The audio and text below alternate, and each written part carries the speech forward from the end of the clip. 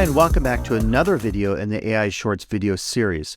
Today I want to focus on Chat GPT, which is maybe our go-to text program for doing bot-produced language or writing communication. Today we're going to specifically look at, could you use it? We're going to test it here. Could you use it to write a syllabus? Would that be something you'd want to do? Could it help you with some of the topics? Would it allow you to maybe look at your own syllabus and to look at some gaps and so forth? So let's jump on now and see what Chat GPT might offer us in terms of a class syllabus. Okay, so we'll jump on here and take a look then here at how we might think about using Chat GPT to create a syllabus. So I think two contexts I thought about. One was we would just simply go into Chat GPT, and again, hopefully you know now how to sign up for this. It's free to do. And then we could just ask it, could you create a cultural anthropology syllabus for us? The hard thing about that is it depends on the book we're using, right? It depends on how we approach the topic. So this is not one of these things that we can just go in and type something very general and expect anything valuable to be shot back at us in terms of the output.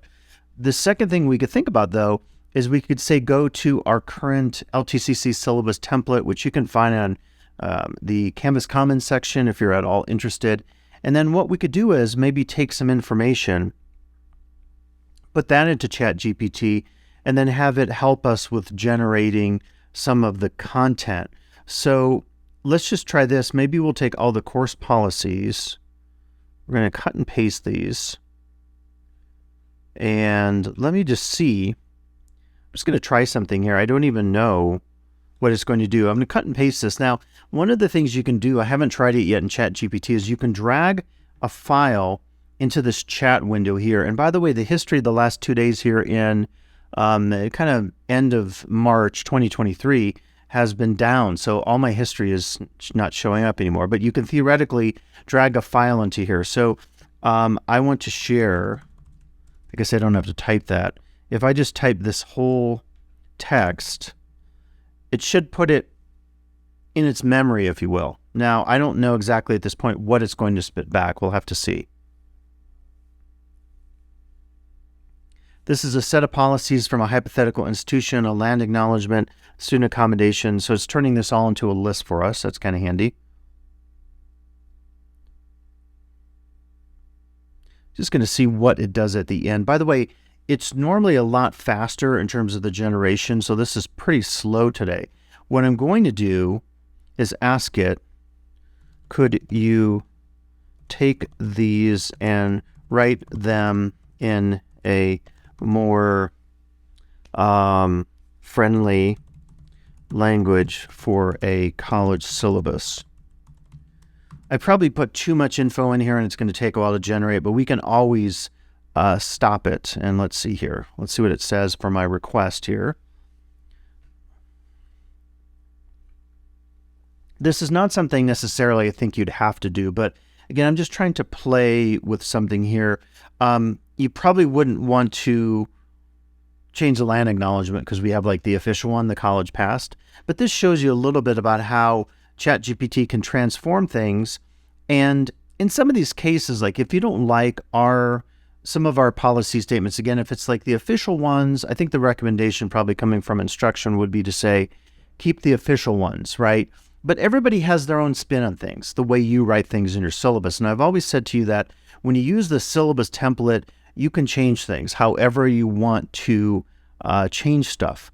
So take any of these, you can cut and paste them. And I'm going to actually try something in a second here, but let's go back to our current sample.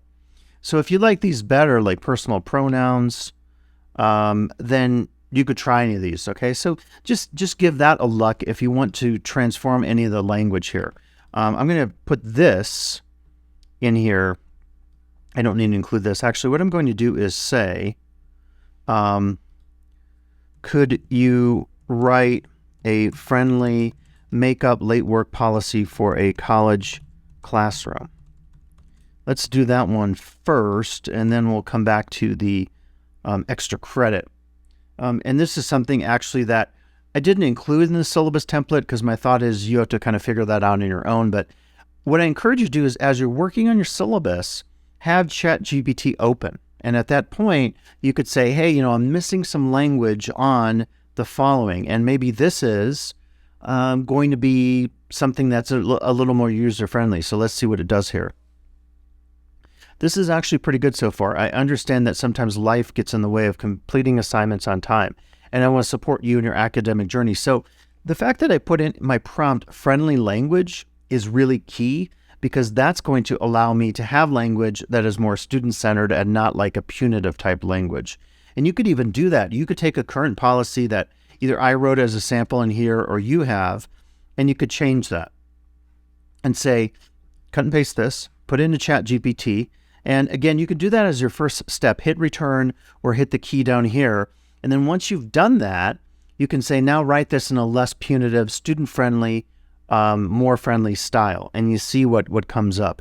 And this is actually pretty good. So what you could do is just cut and paste this into your favorite Word document. And I always say generally take the formatting out and then just, save that or whatever. And then you can use this for your own needs. Now, the other one, can you please write a student-centered, can't spell today, I think it's all the snow in March we've had, and friendly, excuse my typing today. Can you write a student-centered and friendly policy that explains I do not allow extra credit in my college classroom? By the way, since we're teaching college and not K-12, I do recommend you put college or university in there. If you put college, university, community college, there's going to be maybe some difference, but you just don't want it to get confused to think it's a K-12 class. So I definitely recommend doing this. So let's see what it will do. Again, we're trying to generate sections for our syllabus to save us a little bit of time and maybe also craft some language that rivals what we can do. I know that I've talked throughout this series that there are always ethical dimensions of this. We need to talk about this as professionals, as a college community with our students. I encourage you to engage with your students. I don't think it's like you should hide this from your students. I think it's like parents. I'm not a parent, but I know that parents have different views on, do you talk about sex or violence in the media with your children? How do you do that? When do you talk to them about it? The attitude of trying to shield young people from stuff out there probably encourages them in terms of human behavior of seeking that stuff out. So likewise, I don't think we should try to hide AI from our students. Let's approach it, head on and have a conversation. And so I think this is pretty good. I want to address the topic of extra credit.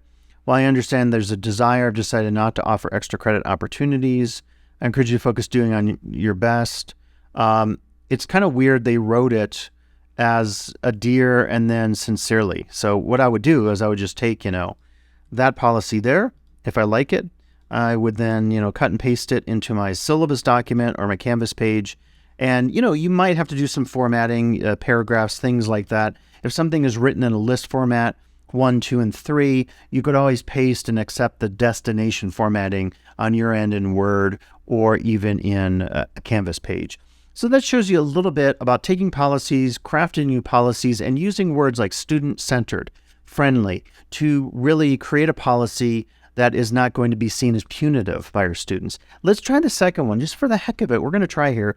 Can you write the foundations of a syllabus for a community college? I'm just going to put community college in this one.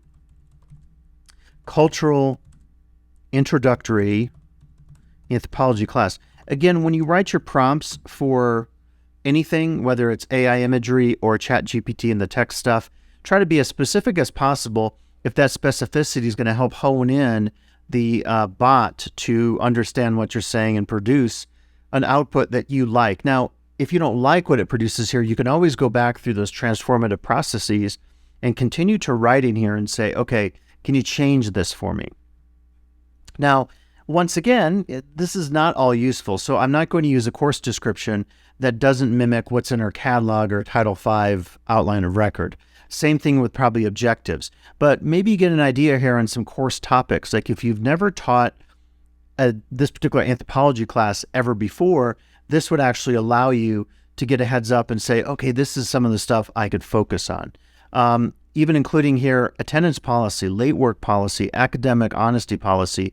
I'll be curious to see here exactly what the bot comes up with. In a sense, it knows probably exactly what is common in today's classroom. So students with disabilities, academic dishonesty, late work, attendance policy. It's not a great syllabus by any means, but if you ever needed to get started, I recommend using Chat GPT for this purpose. The other thing is you could say, could you please add to the syllabus a short statement about the value of using the writing center, such as tutoring. Or if you had embedded tutors, it would be interesting if you typed that in. I bet Chat GPT would figure out just through context and learning, it's modeling that it does. Again, humans train it, and just like they would an animal, I guess you could say. But it would be interesting to see if it knows something like embedded tutor. We won't try that, but I just tried the writing center. So let's see if this statement is going to work for us. Again, it's as easy as cutting and pasting any of this information and then deciding how to modify it, how to use it, and so forth. And you always want to do that. Again, I don't think you should ever use verbatim something that Chat GPT spits out, because that seems a little dehumanized and maybe not authentic, for us as professionals and instructors. So this is pretty good. It actually knows that it's anthropology. And you say, well, how does it know that from this prompt? Because this prompt here is one chat. So all the context I've given Chat GPT here, it continues to remember. And again, on a normal day, your history is all available here. You can name the history, you can delete it. And then that way I can go back. If I'm teaching 4 different classes and I have 4 tabs, I can keep those all open. It's so superior to doing Google searches or something like that, where it's really not personalized. It's not a conversation. Again, I feel like Chat GPT is almost like your own personal digital assistant. And that's pretty good. So it's talking about how writing is fundamental and using the one-on-one time, workshops, online resources. Again, anything that's not applicable, you could just take that information out once you import it inside of your Word document. So those are some tips here today. And I think there's a lot of opportunity to use Chat GPT to do some of these things with crafting and recrafting and transforming our syllabi in our LTCC classes. That is going to do it today here using Chat GPT to look at generating a syllabus. I appreciate you listening to these videos, and I'll be back with additional videos in this series.